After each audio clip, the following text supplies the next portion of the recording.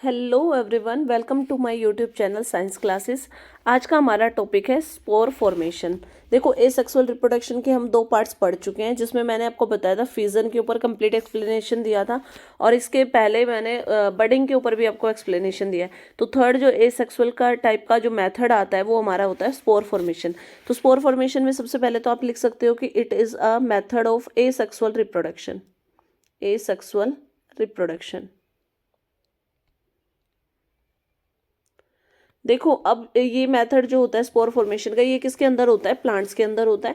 Spore formation में होता है क्या है, जो पेरेंट प्लांट होता है वो क्या प्रोड्यूस करता है? Microscopic reproductive units called spores. मतलब हंड्रेड्स की संख्या में छोटे छोटे रिप्रोडक्टिव यूनिट्स, जिनको हमने नाम दिया है स्पोर्स को, उनको प्रोड्यूस करता है ये। ठीक है, अब क्या होता है, इसको जो रिप्रोडक्टिव यूनिट है उसको आपने नाम दे दिया है स्पोर्स। जब ये स्पोर के इस प्लांट के अंदर ब्रस्ट होते हैं, इनको नाम हमने क्या दिया? स्पोर।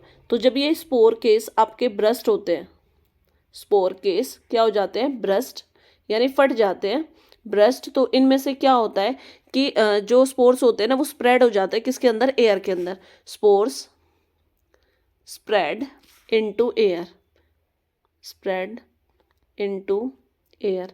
ये क्या होते हैं? एयर के अंदर स्प्रेड हो जाते हैं। और when this airborne spores land on food, जब ये फूड के ऊपर लैंड करते हैं, यानी फेवरेबल कंडीशन इन्हें मिलती है, when they get favourable condition,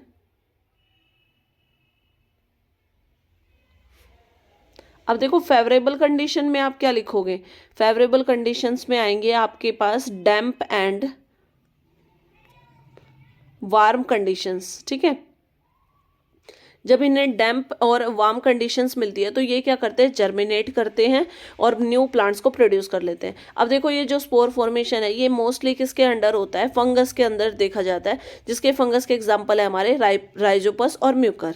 ठीक है, इसके अलावा ये बैक्टीरिया, नॉन फ्लावरिंग प्लांट्स जैसे फर्न्स है, मोजेस है, वो भी जो स्पोर फॉर्मेशन मेथड है इसी से ही अपना रिप्रोडक्शन कंटिन्यू करते हैं। तो जो कॉमन ब्रेड मोल्ड है, एक फंगस प्लांट है जिसका साइंटिफिक नेम क्या है? राइजोपस। जो कॉमन ब्रेड मोल्ड है वो क्या करता है? स्पोर फॉर्मेशन से ही रिप्रोड्यूस करता है। उसका डिस्कशन हम करते हैं अब। देखो, आपके पास ना स्क्रीन पे एक स्ट्रक्चर नजर आ रहा है। जो ये ये है, मैंने अभी आपसे बात की थी राइजोपस के बारे में, राइजोपस फंगस। ठीक है, राइजोपस एक फंगस होती है। नाम लिख लेते हैं सबसे पहले, राइजोपस। हम इसका डिस्कशन कर रहे हैं। देखो, टाइनी स्पोर्स जो ब्रेड मोल्ड के होते हैं, यानी फंगस प्लांट के होते हैं, वो हमेशा एयर के अंदर प्रेजेंट होते हैं। अगर आप क्या करो, आपको क्या करना है, आप एक मॉइस्ट स्लाइस ब्रेड के एक स्लाइस को गीला करके कुछ दिन के लिए रख दो। तो हम इसको लिख लेते हैं, take a wet slice of bread for few days.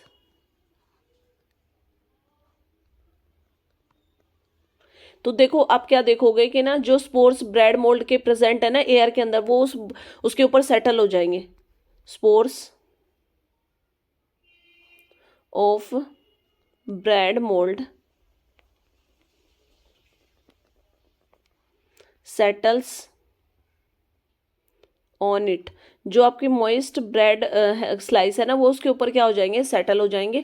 और आप देखोगे कि ना, वो धीरे धीरे क्या करेंगे? जर्मिनेट होके एक नया फंगस प्लांट बना देंगे। जो ब्रेड मोल्ड प्लांट है ना, वो बिल्कुल ऐसे दिखते हैं जैसे first look like a white cotton mesh covering the bread slice. आपने देखा होगा ब्रेड के चारों तरफ वाइट वाइट सा कॉटन जैसा मैश से इकट्ठा हो जाता है। तो ये क्या होता है कि ये फर्स्ट अर्ली ग्रोइंग होती है। जो फर्स्ट जर्मिनेशन होता है ना ब्रेड मोल्ड का, वो होता है। धीरे धीरे ये क्या होता है? ब्लैक कलर में कन्वर्ट हो जाता है। अगर आप इसका जो ब्रेड का जो आपका स्लाइस है, जिसके ऊपर ये ग्रोथ आपको नजर आई है, पहले व्हाइट कलर का कवरिंग था, फिर ब्लैक कलर में कन्वर्ट हो गया। अगर आप इसको एक मैग्नीफाइंग ग्लास के अंडर देखोगे ना, तो आपको जो ब्रेड मोल्ड का प्लांट है वो आपको बिल्कुल अच्छे से ग्रोइंग नजर आएगा। जैसा कि मैंने यहाँ पे ये जो स्ट्रक्चर आपको दिखा रखा है, ये बिल्कुल उसी का ही स्ट्रक्चर है। तो अब हम इसके स्ट्रक्चर पे डिस्कशन कर लेते हैं। सबसे पहली बात करें तो जो हमारे ब्रेड मोल्ड का जो प्लांट होता है ना, वो एक थ्रेड लाइक प्रोजेक्शन से मिलके बना होता है। देखो, ये जो थ्रेड लाइक प्रोजेक्शन है, जिसको नाम क्या दिया गया है? हाइफी। तो जो पॉइंट्स हम पढ़ते रहेंगे उनको साथ साथ लिखते रहेंगे। तो आप फर्स्ट पॉइंट क्या है? Thread like projection. और इसको हमने क्या नाम दिया है? Thread like projection is called hyphae. Haifa, ठीक है।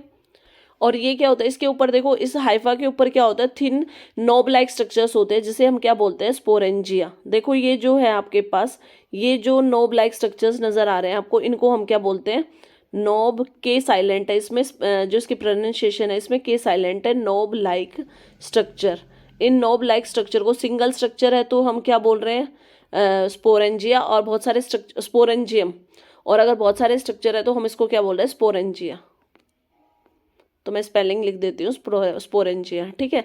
अब ये जो ईच, जो एक मैंने अभी बताया सिंगल को हम स्पोरेंजियम बोलेंगे, और जब मैंने इसके स्टार्टिंग में बताया था हंड्रेड्स ऑफ माइन्यूट छोटे छोटे ये जो स्पोर्स होते हैं, इसके अंदर देखो, ये जो एक आपके पास जो ये एक स्पोरेंजियम है ना, इसके अंदर छोटे छोटे एक ये स्पोरेंजियम है, इसके अंदर स्मॉल स्मॉल आपके पास क्या होते हैं, हंड्रेड्स ऑफ संख्या में, बहुत सारे हंड्रेड्स ऑफ काउंटिंग में, हंड्रेड्स ऑफ नंबर में जो माइन्यूट स्पोर्स होते हैं, वो किस, उनको हम क्या बोलते हैं, स्पोर केस। क्या बोलते हैं इन्हें हम, स्पोर केस। अब इसमें कंफ्यूज बिल्कुल भी नहीं होना, दोबारा से पढ़ लेते हैं। देखो जो इसका थ्रेड लाइक स्ट्रक्चर होता है, हॉरिजेंटली है, उसको हमने हाइफी बोला, ठीक है। अब वर्टिकली इसके स्टेम लाइक स्ट्रक्चर्स आपको नजर आ रही है, और ये जो स्टेम लाइक स्ट्रक्चर्स है, ये किसके ऊपर एंड हो रही है, एक राउंड नोब लाइक स्ट्रक्चर है, जिसको हमने सिंगल है तो स्पोरेंजियम बोल दिया, और बहुत सारे आपको इस पर नजर आ रहे हैं तो इन सभी को हम मिला के क्या बोल देते हैं, स्पोरेंजियम। इतना समझ आ गया। अब देखो मैंने ना ये एक स्पोरेंजियम को ही यहाँ पे ड्रॉ किया है। स्पोरेंजियम है, इसके अंदर छोटे छोटे हंड्रेड्स की संख्या में क्या होते हैं, स्पोर्स प्रेजेंट होते हैं, और उनको हमने एक न्यू नेम दिया है, स्पोर केस। क्या बोला है, spore case. When the spore case burst the tiny spores are, देखो स्पोर केस के अंदर ये भरे होते हैं, ठीक है।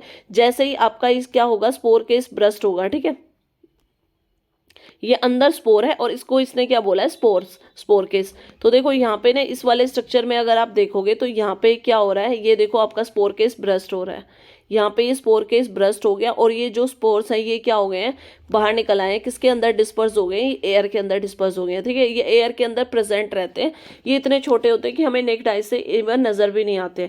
तो ये जो स्पोर्स होते हैं, ये एक सेक्सुअल रिप्रोडक्टिव यूनिट्स होती है, which can produce more bread moles plants under suitable conditions. जैसे इन्हें सुटेबल कंडीशंस मिलेंगे, ग्रो करना स्टार्ट कर देंगे। Actually it was one such airborne spore which grow on the moist slice of bread kept aside for a few days.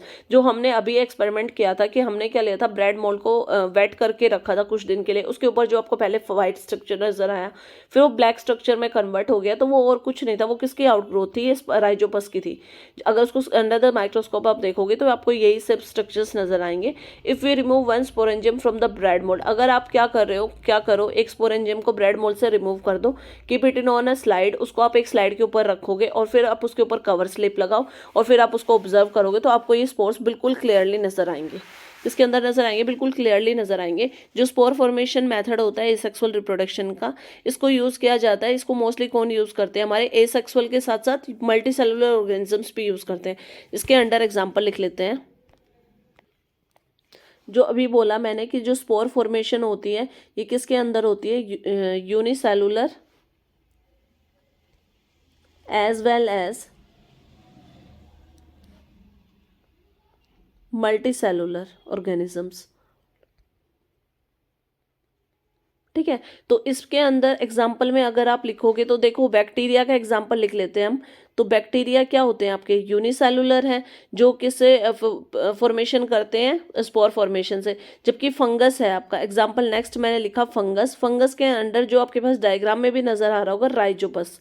तो इसको name लिख लेते हैं, फंगस का नाम स्पेशली लिखा है राइजोपस। इसको हम ब्रेड मोल्ड भी कहते हैं।